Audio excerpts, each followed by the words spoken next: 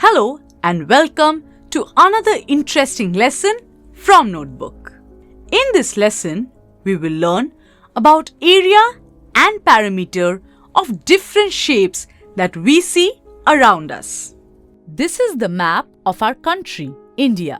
The uneven curved line that defines a certain space within itself is the border of India. The space that the line encloses within itself consists of a land of diverse features like mountains, forests, plateaus, deserts, plains, and beaches. Similar to the map of India, if you draw a line such that it meets itself after a certain distance, it will enclose a space within. This way, with the help of a line, you can form different kinds of geometrical figures. For any geometrical figure, the length of the border is called the perimeter. It is the distance the line covers before meeting itself. The space that the line encloses within itself also has a measure. It is called the area of a geometrical figure. Let us see how we can measure the area and the perimeter of different geometrical shapes. Let us consider a rectangle of length A and breadth B. The perimeter is simply the length of the border, that is, sum of the sides. Hence, if a dot starts from one of the corners, it travels a distance A plus B plus A plus B before closing. Thus, the perimeter of a rectangle is given as 2A plus 2B, or 2 times the sum of the length and the breadth. Now, if lines similar to the bottommost line are placed adjacent to each other so that they cover the space within the border, there has to be as much as B of those lines, isn't it? That is, B times A, or A multiplied into B.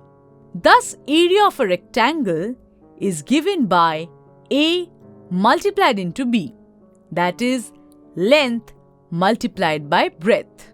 Similarly, if we consider the leftmost line, the area will be B multiplied into A. In case of this rectangle, we consider that the length and the breadth are unequal. But what if a portion of this rectangle was chopped off such that the resultant shape has all sides equal? If each side is B, the breadth of the rectangle, then the resultant shape is nothing but a square of side B, isn't it? As before, if a point has to cover the border from one corner, it will be 4 times B, right? Thus, the perimeter of a square is 4 multiplied into B, or 4 times the side. Similar to the case of rectangle we saw earlier, if the bottommost line of length B has to traverse all the way up to cover a distance, the number of times it would do so is B. Hence, the area of a square is given by B multiplied into B, that is, B square or side squared. In fact, do you agree that a square is nothing but a special kind of rectangle that has all its sides as equal? Now, let us introduce a diagonal to our original rectangle of length A and breadth B. For convenience, let us name the rectangle as ACBD, where BD is one of the diagonals.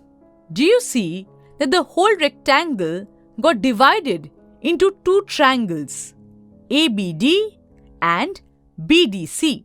These triangles are congruent by the side angle side property of congruency. Thus, their areas must also be equal. Let us name the areas of each triangle as y.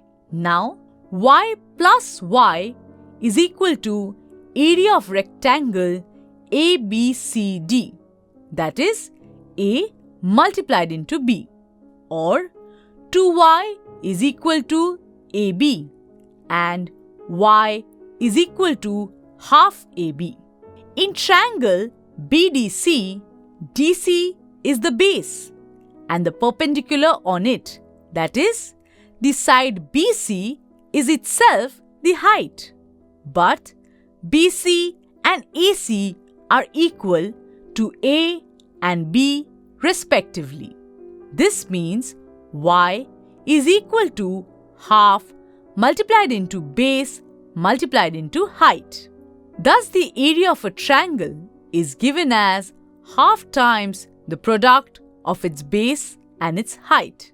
Perimeter of any triangle of sides A, B, C is simply the sum of sides of the triangle, that is, A plus B plus C. Let us now see a special kind of shape called the parallelogram. Suppose in a rectangle ABCD with sides A and B, any two opposite sides bend at the same angle in the same direction. The result is a parallelogram AFED, where AF is equal to DE and AD is equal to FE. See carefully. There are two triangles formed, DEC and AFB, which are also congruent by the side angle side property of congruency. Now we can say that from ABCD, a triangle was cut off and added on the other side, making a parallelogram, thus keeping the area of the original rectangle intact.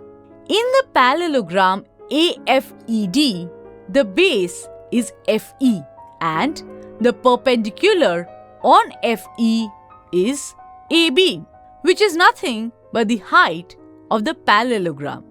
FE is equal to AD is equal to A and AB is B. Now, A multiplied into B is equal to area of ABCD, which is equal to area of AFED. A multiplied into B is basically the product of the base and height of AFED. Hence, area of a parallelogram is equal to the product of base and height. Similar to a rectangle, a square and a triangle, perimeter of a parallelogram is simply the sum of the sides. If two adjacent sides of a parallelogram are A and B, then the perimeter is 2A plus 2B. In fact, do you agree that a rectangle is a special kind of parallelogram where the angles are all right angles?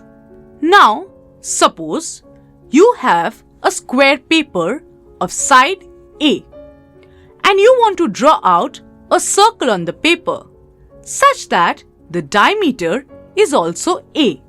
Thus, the radius R of this circle is A by 2.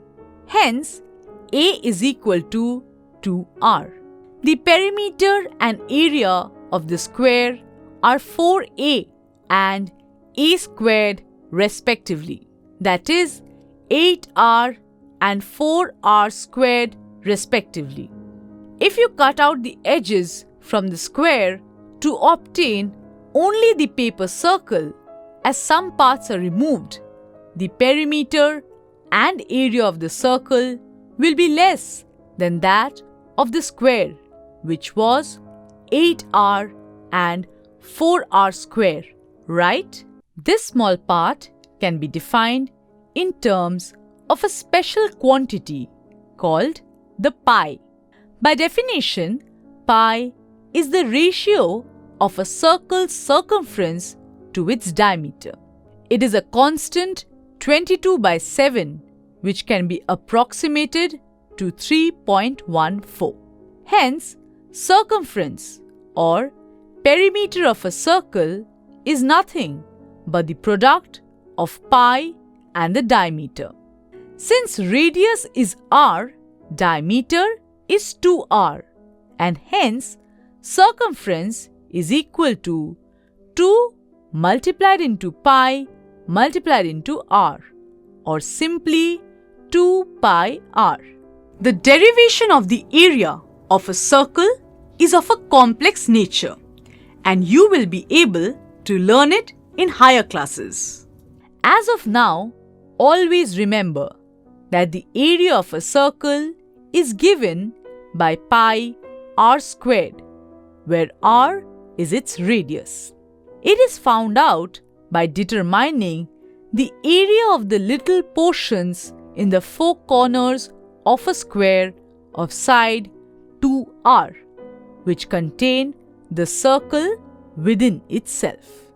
This brings us to the end of this lesson. In the next lesson, we will see problems on all the formula that we have learned in this video. Till then, goodbye.